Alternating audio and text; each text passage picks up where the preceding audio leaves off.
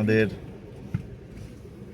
যে গাড়িটা আমরা কিনেছিলাম 70-এ এসে, সেটা আজকে সেল আউট করছি। বিকজ আমরা একটা ডিজেল গাড়ি নিচ্ছি, কারণ আমাদের ডিস্টেন্স ট্রাভেল হয়, রেগুলারও ডিস্টেন্স ট্রাভেল হয়, এবং আমরা যখন ট্যুরে যাই তখন ডিস্টেন্স হয়। এই আমাদের টাটা পাঞ্চ 2024 নভেম্বর মাসে ডেলিভারি নিয়েছিলাম। এবার গাড়িটা সবই ভালো, গাড়িটা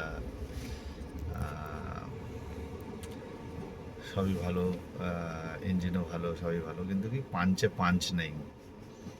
হ্যাঁ, মানে ইনিশিয়াল পিক আপ নেই, তার উপর লংয়ে গেলে পিক আপ পাওয়া যায় না সেইভাবে।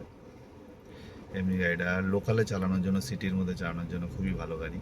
রেগুলার